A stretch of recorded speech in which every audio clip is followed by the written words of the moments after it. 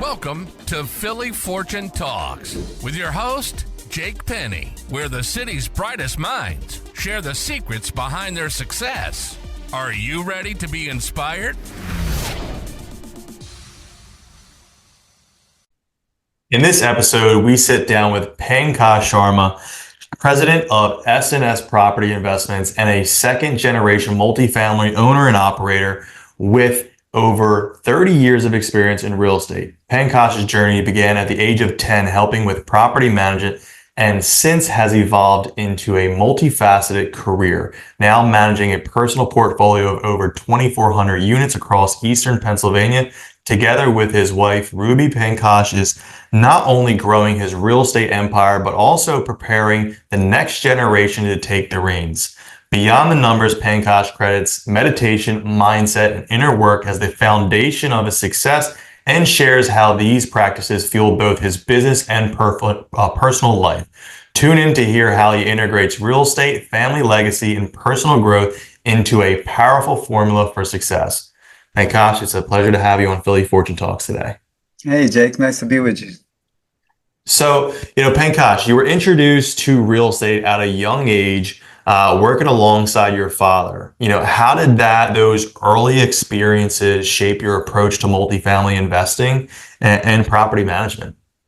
So, when I was 10 years old, my father bought his first multifamily unit and, cutting the grass, seeing the problems and, painting apartments. And, I really didn't like it. Growing up, all I saw was like the drama. All I saw was the BS you had to deal with. It wasn't something in my mind. I appreciate the fact that our family now was doing much better financially, because we really came from nothing originally. My father came to the country with like a few bucks, it came from India and was an engineer, and over the years worked, and he got this spark that that in real estate he could get into real estate. We had done different things like convenience stores, 7-Eleven. Now a lot of Indians are in 7-Elevens. Back then, we were probably one of the first. So that was kind of his introduction into the business world. And but when we got into multifamily or apartments, he bought one complex and then he bought another one, and he just didn't know anything about anything, and he just kind of learned on the fly and studied a little bit. And luckily, the broker took him by the hand and showed him how he could get owner financing on the deal. Wow. And how not only that, because at that time it was very hard to get money. And not even showing him owner financing, but then he was able to borrow money from friends and kind of just put in the down payment, 90,000, and buy his first 50. It was a 52 unit. Wow. In Downingtown. That's amazing. So from there, he gradually bought another one and another one. He had three in Westchester, Downingtown, and one in Coatesville. And so just growing up in the business, it just wasn't something I was much of interested in. But as I got older, around my 30s, I started reading about investing and stuff like that. And that's when the light bulb came on, and going through the years, he continued to grow the business, continued to buy more and more properties and stuff. So I was doing the property management. I was the property manager. I was doing all kinds of stuff. So I grew up in it, and I saw, like I said, the property management aspect of it and just being an employee, but I never saw the investment aspect of it until I started studying real estate investment and stuff like that. That's when the light bulb, so to speak, came on. So yeah, you said that, it was never a long-term vision, and, the light bulb, went off in your 30s that sparked your passion for multifamily investing. Yeah, I came back. I had moved back from California and moved back to the area. So, at that time our family had just acquired a new property. So it was an opportunity to work on. It's a foreclosed property. It was a foreclosed high rise that was bought for. So when we bought this building in 2000 for $2 million cash, foreclosed property, today I just refinanced that property in August. I just refied it for almost $8 million. Wow. I pulled out $8 million off of that property. That was originally bought $2 million cash.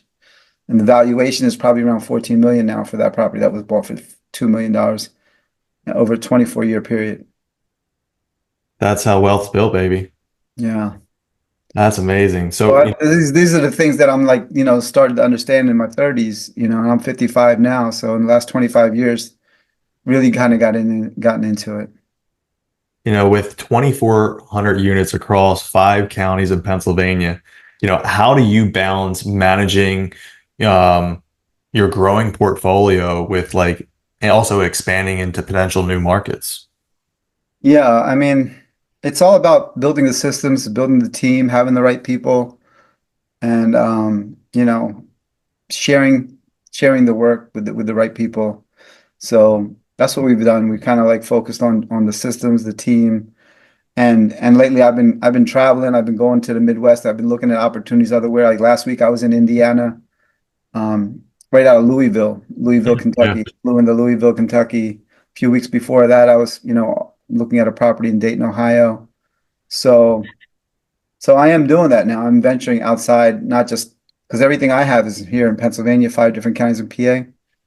But right now, there's not a whole lot of opportunity. I don't want to say that. It sounds so negative, right? There's not a whole lot of um, inventory in Pennsylvania. So, and the inventory that does come up because there's such a demand and such a low supply, then it's overvalued, or you got to pay more for it. So for I'm sure. just seeking out other markets to see if there's opportunities elsewhere. Yeah. See if I Yeah. can get a bigger bang for my buck somewhere else. You definitely can find that in Midwest markets, that's for sure. The penny does not go far here in Pennsylvania. Yeah.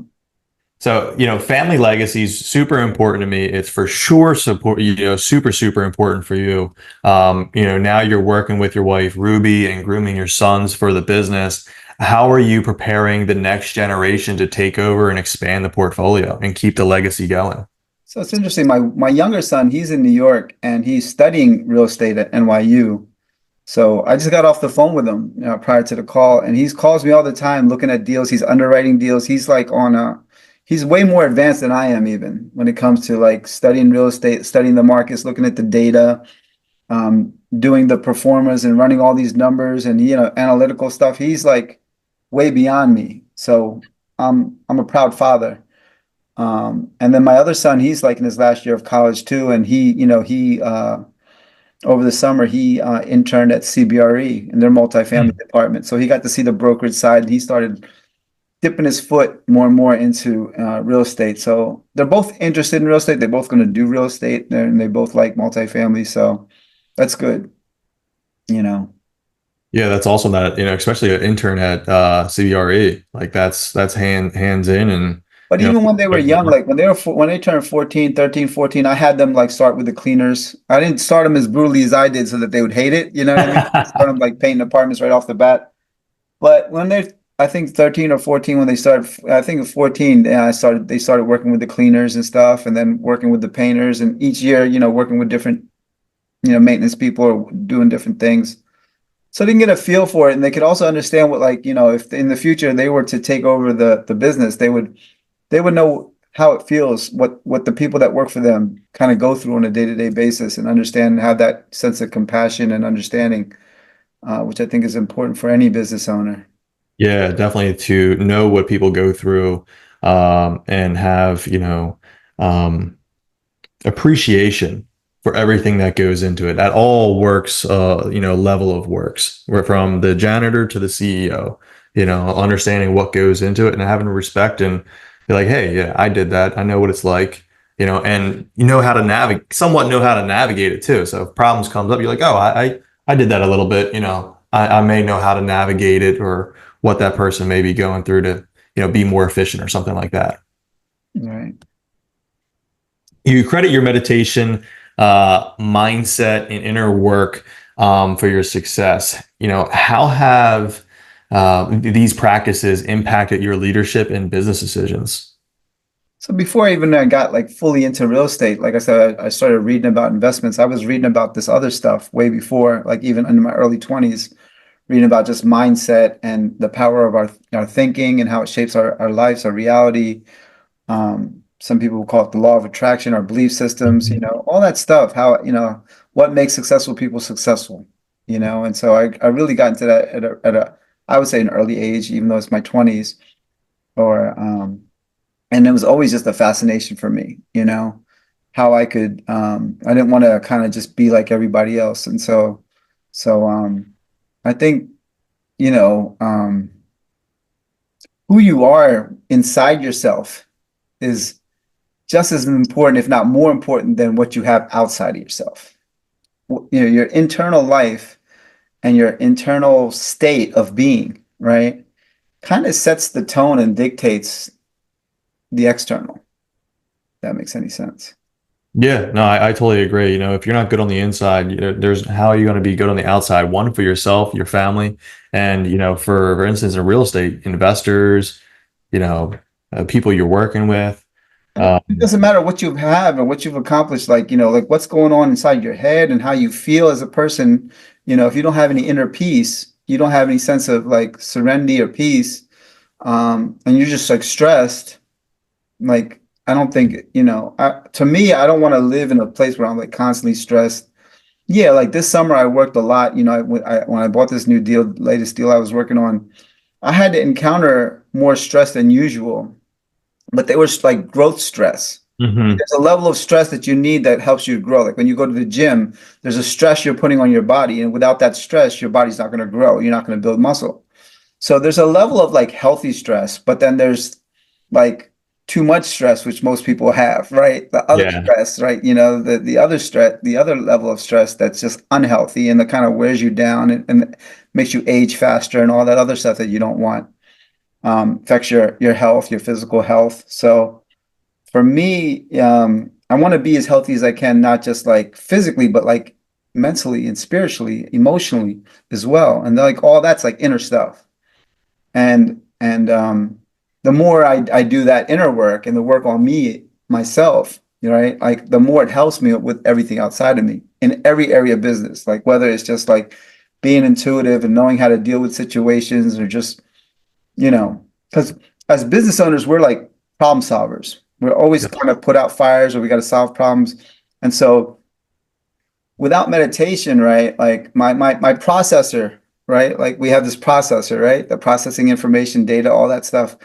So I think it helps me in the decision making process and to deal with situations. You know what I mean? Like I think I can just like metabolize the data I need, or make decisions as spontaneous without like a whole lot of um, back and forth, or decision making process. You can be kind of just, indecisive, can be a right. real detriment to being a business owner.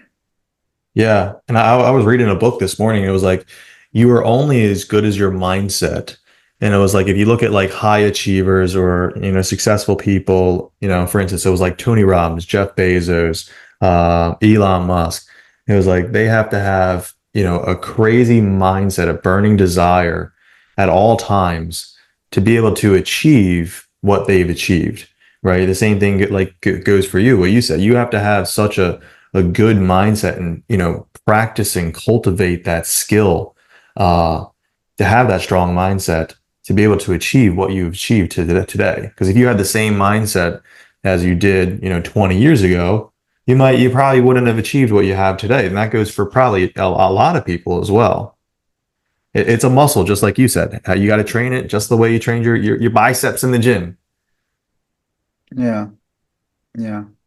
And it's like the real stuff that it's not, a lot of things we think we want stuff, but it's not the stuff that we want. It's what we feel. It's what it makes us feel like. Hmm. But you can generate feeling without the stuff.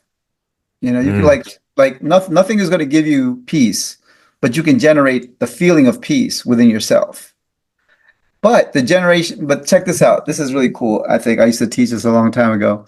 So like if somebody would think like, okay, what would a large sum of money do for them? What quality would it give them that they feel like they don't have now? And for some, it might be a sense of peace. They can work now to develop the sense of peace. And by developing the sense of peace, it's my belief that they'll also be more in tune with drawing more prosperity and income into their life. For some people, it might be self-confidence. For some people, it might be, a sense of trust in life. So whatever it is that you think something's going to give you, look at that quality, and that's something that you can create within yourself that'll help you to become more magnetic to the very thing that you want to create in your life. If that makes any sense. Yeah. I mean, just right down to it, the law of attraction. What you put out in the universe is what you get back. What is it, the law of reciprocity or something like that? If you have good energy, if you have, peace in your mind, you have a strong fortitude of a mindset, it's like all that stuff you attract it, like you said, you attract it. And all of that is based upon how you feel inside yourself. Yeah. You know what I mean? You can think, oh, I'm a millionaire, or I'm prosperous, or I have a lot, but if you feel poor, like that's the thing that's going to manifest. That's the thing that's going to dictate your reality. That's going to thing that's going to override your experience, how you Mhm. feel within. And so it's doing the things that generate the feeling of having, you know. Yeah, I mean, it goes for like, a lot of people, hey, you might be rich on the outside, like monetary things, but you may be poor on the inside. And and that helps a lot of people succeed too. The crazy thing is like it doesn't work for me, but for a lot of people, like this sense of like they had such a innate sense of like lack within themselves that it created such a drive for them to be successful. So there's nothing wrong with that, but that in itself is also a thing that like just can motivate somebody to like, I don't want to feel like this. And their sense of inadequacy pushes them, can drives them to achieve Right. high levels of what they think is going to dissolve that sense of inadequacy. But the problem is if they don't really dissolve it within themselves, it doesn't matter what they achieve or what they get in life, they'll still feel Yeah. inadequate. So if insecurity is your thing, more money is just going to make you more insecure because money's an energy that's going to magnify who you are. And so if you're insecure on the inside, that's why a lot of people, you think, oh, this guy has so much money, he should be so really secure, right? Or feel like everything's cool. They can be sometimes the most insecure people ever because the Right. money's the energy is going to magnify who you are. Yeah. Yeah. And, that's something I struggled with in the past of like not never being satisfied, but like, you achieve that one thing, right? That goal that you set, and then that goal, you hit that goal, and then it's here and gone. And it's like, You're like, what's next? now the bar is up here, and you're back to square one again, like feeling empty, like you need to go out and achieve something again to get that, high or whatever you want to call it. It took me a while to shrug that off. And every now and then it's like, I do feel a little empty or I feel poor inside. Not like monetary wise, just like, hey, oh man, I haven't hit a goal or whatever. And it's like, oh well, you know, the mindset thing, the meditation and, trying to bring a peace inside my own in my own head. It's like, well, look back at what you did achieve, how far you've come. And that helps, you know. Um, but no, it's super important. And I think that's just the way we were built. Like, I think that's a part of life that when you achieve something, you're like, you've kind of focused in, you've put all your time and energy into it. And once you've achieved it, you're like, oh, looking around like, okay, what's next? You're always going from point A to point B. But the thing that I like to know is understand is like, I want to feel a sense of like living in the moment, a sense of peace, a sense of like, you're here now. And life is expanding from that state rather than something in the future is going to fix me, Mm, because if so you're always looking to something else to fix you or to make you feel okay, you'll never be okay. You're always going to need you're just like a dog chasing its own tail or a hamster on a wheel. yep. You're just constantly moving, you're doing, maybe achieving stuff, making more money, doing deals, whatever, but you're just still that hamster on a wheel. And I saw that from early on in his childhood. My father was a workaholic, so he's just constantly like, working, working, working. I'm appreciating everything he did, but then, seeing that cycle, I think it made me to look at things in a different way and be like, I don't want to be that person that just constantly chasing and moving and doing and be. I wanted to understand how to live differently in life, so to speak. Yeah, no, I mean, I had the same kind of upbringing, not with real estate, but kind of just saw my father all the time working, working, working, 16-hour days. When I was a little kid, I'd wake up, he'd be working. When I would go to bed, he'd still be working to Right. provide amazing, life for my mother and me, and put a roof over our head and whatnot. And I saw that, for a long time. Still this day, he works 14-hour days. And it's just like, man, I saw that at a young age. It was like, I need to figure out something different because I don't want that. Not that there's anything particularly wrong with it. Uh, Yeah. he's, a great father, great dad, honest living and everything like that. and provides great services to his customers. But at the same time, I was like, hey, there has to be something out there that I can enjoy more of life without just working so much and just beating myself up. Yeah. And I stumbled upon real estate. So And real estate's real work. It's a lot. It's mental work, but it's a lot of it's work. yeah, yeah.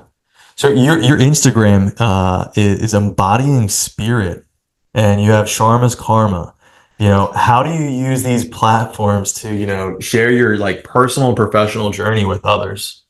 So about 5 years ago, we bought this deal in Harrisburg, and it was like 800 apartments. We bought it one swoop. Jeez. And when we did that, like the stuff we were dealing with was just so crazy and so like um it was just insane. And like I gotta document this. So we started like getting video, people and started documenting it and making some stuff on it, and we called it Sharma's Karma. At the time was the name we came up with. And then all of a sudden COVID hit and we just kind of shut down. There was no more of that running around video and stuff. And so I kind of just kept it alive more so as just like, just so like document my father's story and stuff like that. It's really inspired a lot of people. So there's a couple episodes and things of that nature. Um, and I've always had this thing between like taking the stuff that I've studied and sharing it with the public, and then also like, but now it's like I feel like very wanting to be private. That's why it's like I don't want to be so out there. But then on Instagram, I've connected with a few people. I don't have like a huge following or anything, but there's a few people that I just stay in contact with, and we just kind of inspire each other and kind of share through that medium. And Yeah. for part of it's kind of just documenting my journey, and a part of it's just kind of like sharing with key people like yourself in my life that we kind of just inspire each other. Oh yeah. That's Yeah. about it. But embodying spirit is something that it's something that I feel like that's my overriding purpose in life right now. And that's like something that will develop into something in the future. Because it's like you can talk about this stuff, but embodying it is like when you become the stuff. Mm. You can talk about spirit, you can talk about um, any of this stuff. People can be very heady when it comes to all this stuff, but it's like embodying it is like really, you know, where the rubber hits the road. Yeah, and it's no small feat either. Like, becoming embodied spiritually and everything like that is not just like it just doesn't happen overnight. It takes a lot of work and grinding on that for a long time. Um, so I just recently been um, introduced to everything through a mutual friend, Rob Caldwell, and about a couple of years ago, and it's like this stuff works, and it's really good. It's interesting because Rob, I know Rob, and I gave him the book from Michael Singer, the Surrender Experiment, Yeah. over 7 years ago. Wow. And he got it really into Michael Singer after reading that book. Yeah. I don't, he's like he goes down there to in Florida to like a. I just talked to him yesterday. I think he goes down there like he's been there like 6 times this year or something. So and I went down the first trip down there. I think it was a group trip, and that's when I met Sean. We all went down there, but yeah, I kind of I turned him onto the book, so which was written by Michael Singer, and he's a big fan of that whole Michael Singer's the temple down there in Florida that he goes to. Yeah, yeah. I went down there a year ago with him, and it was a pretty eye-opening experience. That's for sure. Definitely brought more understanding of everything behind spirituality and whatnot. I think that's the last book I've read from cover to cover because I'll like get a book, I'll read a little bit, and it just bores the hell out of me, and I'll just be like, whatever. Like there was a time in my life I would consume a lot of books. I can't do it now. I'm just so ADD in now. I think a part of that's because of the social media and everything. I'm just so ADD. I can't focus in for long periods of time on stuff. But that book I read from cover to cover because it was like a real life story, and what actually happened to this gentleman. And not only was he like a spiritual, but he was like running a business. He was running a business that just continued to evolve. And I think that's why I found it so interesting that not only was he on this spiritual journey, but he was on this like journey of entrepreneurship and building a business and growing it and then losing it all, so to speak, at the Yeah. end. Which was time they gave him time to then write books. And then, it all just showed like life just shows up and you just keeps accepting it and surrendering to it. And it's a powerful, powerful lesson, a powerful principle to apply in life. It is for sure. So, Pankaj, as we wrap this up, what would you give? What advice would you give to someone just starting off in multifamily investing or entrepreneurship, or maybe just they're starting their spiritual journey? That's a hard question because there's so many different, different. Multifamily is one thing, entrepreneurship's Right. thing, starting your journey spiritually is another thing. So, but Most just important to you, but maybe. just leaving off with the last thing of like, can you just ask yourself a simple question? Can you let things be as they are? Mm, And you just accept things as they are, and like practice that acceptance, because when you practice that acceptance, when you do that, you align yourself. I feel like when you align yourself with life, and when you start doing that, it's like getting out of your head. Your head's always telling you this should be this way, this should be that way. It's always judging. It's always constant. So when you're like just letting things be as they are, and you can just practice that a little bit, you get a sense of like release and peace. And then you can just kind of flow with life. And then life just kind of shows up and takes you on your journey to where you need to go and all that. You just kind of like move with life rather than moving against the flow.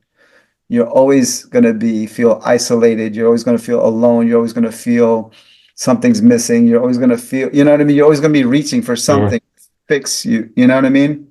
So the practice of just like, can you just let things be as they are? And Yeah. it's like letting go. It's like, but it's not a nothingness. Then things become just natural and instinctive and intuitive. Yeah. Most people, every single day like you react to life as like, all the forces are coming onto them, where they're like, or it'd just be much easier if they just like let go and Yeah. just let the flow of everything happen. Yeah, Um, getting into real estate, I just want to touch on that too. Like getting into real estate or multifamily, it's such a vast field. We think I thought of it as so small originally, and the more I learn about it, the more I feel like it's an ocean of vastness, and I'm just like I just know a little bit about it, and it's just way beyond. It's so vast. So there's so much that you can get out of it, and so it's just finding your niche, finding your place where you get in, where you can fit in, and finding, where your interest and passion and desire is, whether it's working for somebody originally, learning the business, and then, gradually building on your own or, something, but you just got to kind of get in where you fit in. I know a lot of people on YouTube are selling you ads saying that you can just go and buy a complex.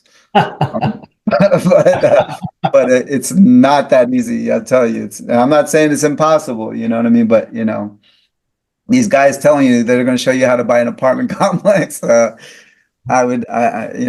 show up on my feed all the time. I'm like, yeah, okay. oh yeah. Yeah. I know if it was that easy, everybody would be doing it. Well, hey, Pankaj, it was a pleasure having you on Philly Fortune Talks today, and the audience thanks you. Thank you. Thanks for listening. Thanks for tuning in to Philly Fortune Talks with Jake Penny. Inspired to share your success story? Visit phillyfortunetalks.com/guest and let's inspire together.